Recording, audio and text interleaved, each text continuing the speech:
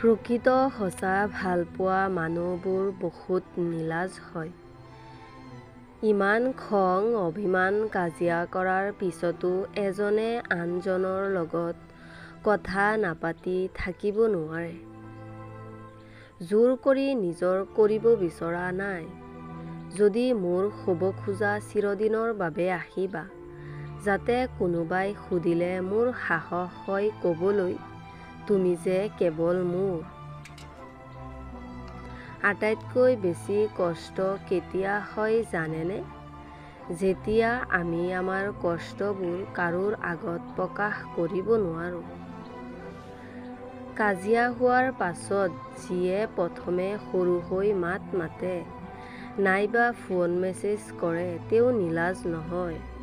আচলতে তেওঁৰ বাবে সম্পৰ্কটোৰ মূল্য বহুত আছে। তেওঁ সম্পৰ্কটো ভাঙি পেলাব নিবিচাৰে।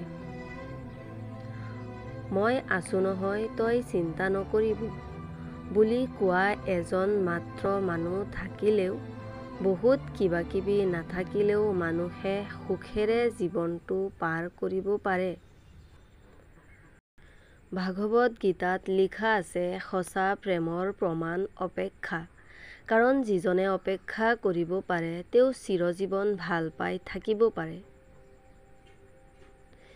নিজৰ গাত দোষ নাথাকিলেও চৰি বুলি কৈ সকলো ভাল কৰি সম্বন্ধটো জীয়াই ৰখা মানেই ভালপোৱা। কাৰোবাৰ হাতত ধৰিলে যি স্পৰ্শ অনুভৱ হয়, সেইটোৱেই হয়তো এই পৃথিৱীৰ আটাইতকৈ ধুনীয়া অনুভৱ।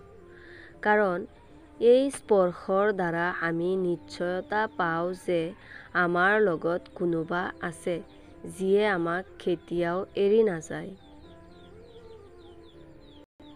প্ৰেম আত্মাৰ লগত হয়, শৰীৰৰ লগত নহয়। যিটো শৰীৰৰ লগত হয়, সেইটো মাথো আকৰ্ষণ। যি আত্মাৰ লগত হয়, সেয়াই হৈছে অমৰ প্ৰেম।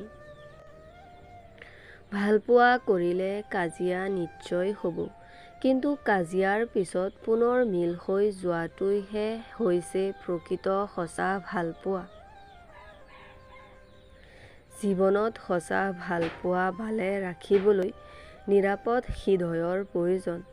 আৰু এই প্ৰয়োজন স্বাৰ্থৰ বাবে নহয়, আজীৱন একেলগে থকাৰ বাবে।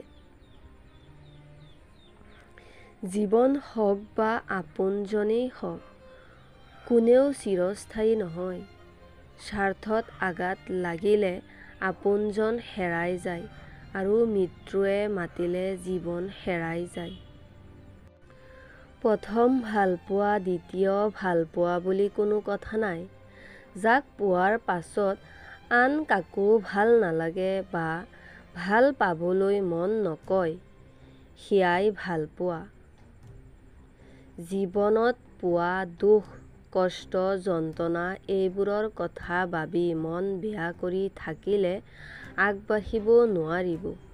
তাতোতকৈ এইবোৰৰ পৰা শিকিব চেষ্টা কৰক, ভুলবোৰ শুধৰাবৰ প্ৰয়াস কৰক, তেতিয়া ভৱিষ্যত জীৱনত সুখৰ সম্ভেদ লাভ কৰিব। Like, subscribe and share.